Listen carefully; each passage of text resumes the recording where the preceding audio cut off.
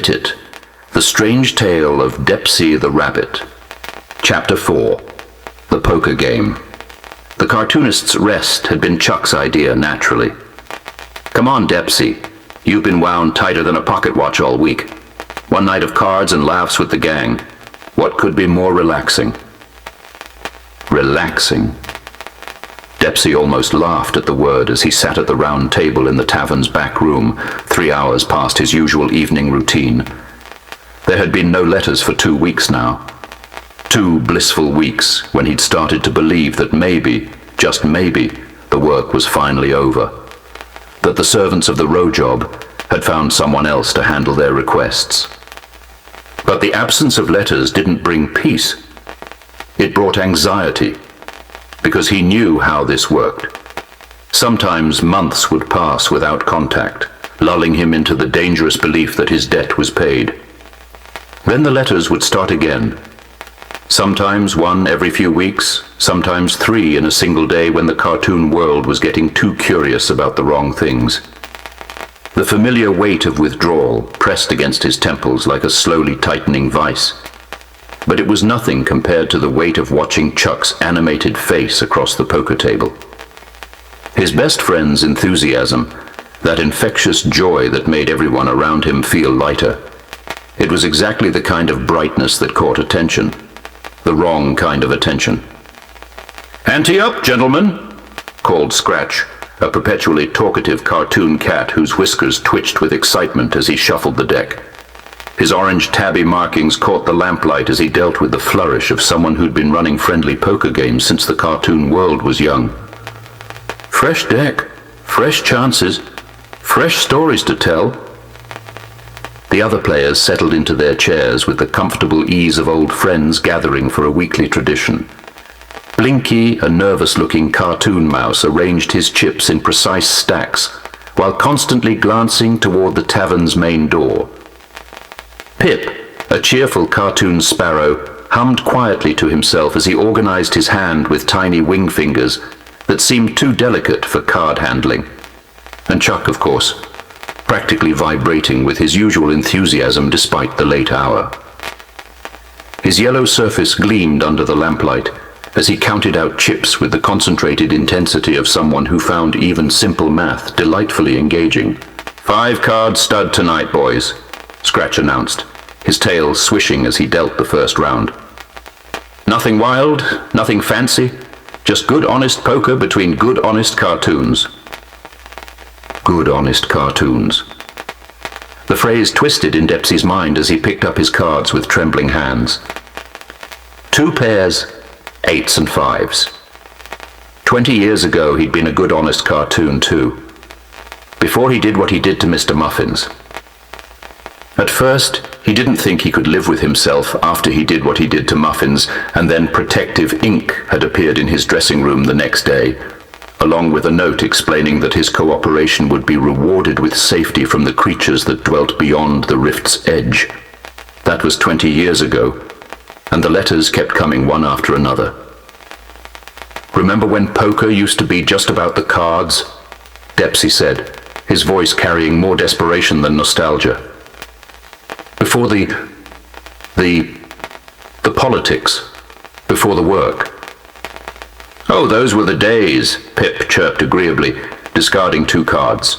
"When the biggest drama was whether someone was bluffing about a full house."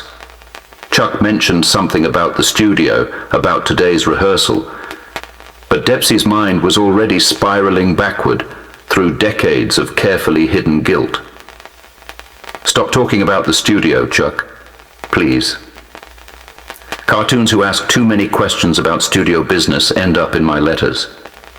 The secret room behind his bookshelf at home contained 42 letters now.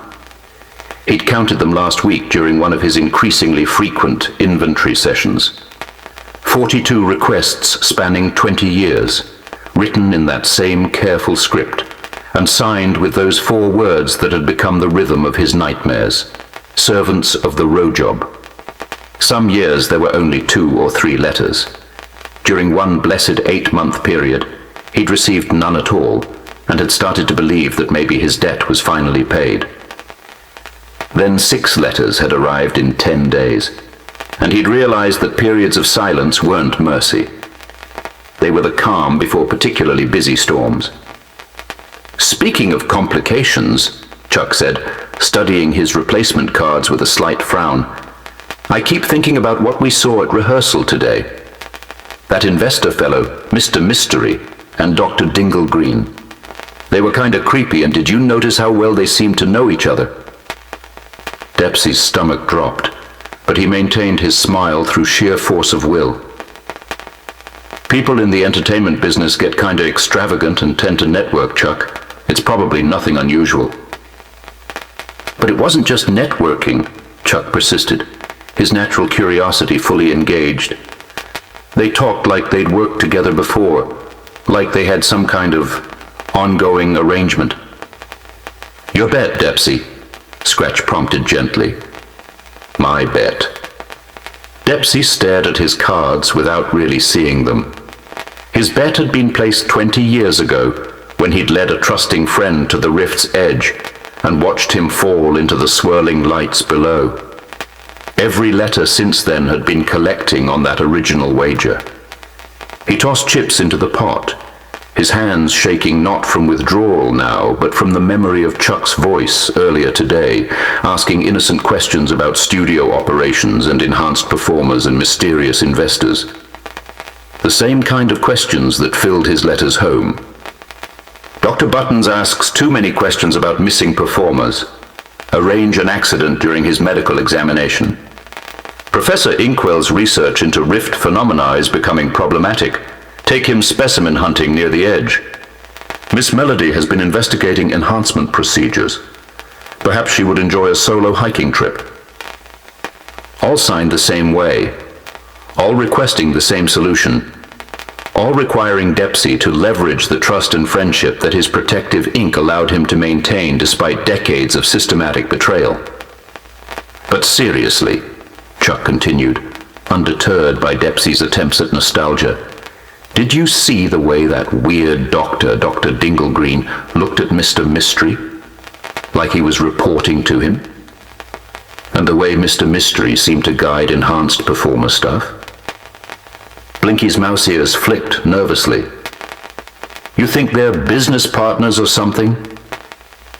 "More than that," Chuck said, his voice taking on the excited tone he used when piecing together one of his theories. "I think Dr. Dinglegreen and Mr. Mystery are working on something. Something that seems kinda suspicious. Something I have to figure out." Depsey felt sweat beading on his forehead despite the comfortable tavern temperature. His daily supplement, he couldn't think of it as anything else, couldn't acknowledge what it really was, should have protected him from this kind of mounting anxiety, but he was hours overdue for his evening dose. "Maybe we should talk about something else," he suggested weakly. "Like, remember those wonderful holiday specials we used to do? Everyone working together, creating magic for the families." "Holiday specials were the best," Pip agreed warmly, then turned to Chuck with an accusing tone. "Everyone's so happy, so innocent. No one worried about medical consultations or mysterious investors." Blinky was saying something about the old days, about missing old friends, but Depsey's mind was trapped in the space behind his bookshelf, where 43 letters lived alongside the growing madness of words written on every available wall surface. Admit it, admit it, admit it. He'd started writing it during the 3rd year, when the weight of maintaining normalcy while systematically eliminating anyone who got too curious had begun fracturing his sanity. The protective ink kept him functional, kept the guilt manageable, but it couldn't erase the accumulating horror of what he'd become. "Speaking of the old days," Blinky was saying with genuine fondness, "I really miss old Mr. Muffins. Remember him? That sweet little muffin man? He had talent." The words hit Depsey like a physical blow. "No, not now. Not here." "Mr. Muffins was the real deal," Pip agreed, his tiny voice full of affection. "You worked with him, Depsey. What was he like? No wonder your fame is off the charts, working with one of the greats like that.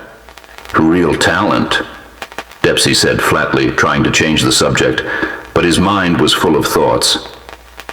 He'd been so excited about the hiking trip, Depsey remembered with horrible clarity. So thrilled that his friend Depsey wanted to show him the rift up close, to satisfy his curiosity about the phenomenon that dominated their horizon. He'd packed sandwiches and a thermos of hot cocoa, chattering happily about the trips they'd take together. Wonder whatever happened to him, Scratch mused, shuffling his chips thoughtfully. One day he was there, bright as sunshine, and then just gone. Never heard from him again. 20 years, Depsey thought, his vision tunneling as his friend's innocent nostalgia continued around him. 20 years since I made that terrible bargain with Mystery. 20 years since I learned that the rift was a death sentence, and that I would be the one executing it. The room was spinning now, the amber light fracturing into painful shards. Chuck was leaning forward with that familiar curiosity lighting up his features, and Depsey felt his heart stop. When did he disappear exactly? Chuck asked. I've been trying to understand some of these missing performer patterns. Stop asking questions, Chuck. Please, for both our sakes, stop asking questions. Depsey thought desperately, but Chuck's mind was already working. That beautiful, dangerous intelligence that made him such a wonderful friend and such a potential target. He went on a hiking trip, didn't he? To the rift. I wonder if there are other cases like that. Performers who disappeared while investigating natural phenomena. Depsey pushed back from the table with violent suddenness, his chair scraping loudly against the wooden floor. The room felt like it was collapsing around him, 20 years of carefully compartmentalized guilt crashing down at once. I need some air, he managed. Depsey? Chuck's voice carried immediate concern, that loyal affection that had kept him safe from suspicion for 2 decades. What's wrong? You look terrible. You're in danger and you don't even know it. Your questions, your theories, your beautiful, curious mind, they're going to get you killed, and I'm going to be the one who does it. The thoughts flooded Depsey's mind. Nothing's wrong, Depsey said, but his voice cracked on the words. Everything's wrong. Everything's been wrong for 20 years, and now my best friend is asking the exact questions that end up in my letters. The thoughts became too much for Depsey. He fled toward the tavern's exit, leaving his confused and worried friends behind. The night air hit his face like a slap, and he realized he was sweating despite the cartoon world's perpetually comfortable temperature. Behind him, he could hear Chuck's worried voice. Should we go after him? And Blinky's innocent confusion. Something about Mr. Muffins really upset him. He worked with him. Maybe that was too much for poor Depsey tonight. I killed him, Depsey thought, as he hurried through the empty cartoon streets toward home and his hidden supply. I led him to the rift and pushed him over the edge, and then I went home and wrote "Admit it" on my wall 47 times before the ink finally made the guilt manageable. 20 years of letters, 20 years of requests, 20 years of maintaining friendships with people he might someday be ordered to eliminate. And now Chuck was asking questions. Beautiful, dangerous, loyal Chuck, with his theories and his patterns, and his refusal to let mysteries remain unsolved. As Depsey fumbled with his house keys, the rift's glow was visible on the horizon, that distant phenomenon where accounts were settled permanently.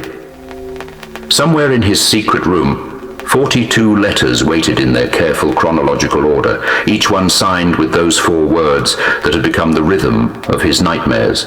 Servants of the row job. And somewhere in that same terrible collection, a 43rd letter was probably already waiting to be discovered. One with Chuck's name at the top and familiar instructions about the kind of accident that could befall a cartoon who asked too many questions about missing performers and mysterious disappearances. The poker game had shown him exactly how dangerous his friend's affection really was. and how close he was to receiving the order that would destroy them both.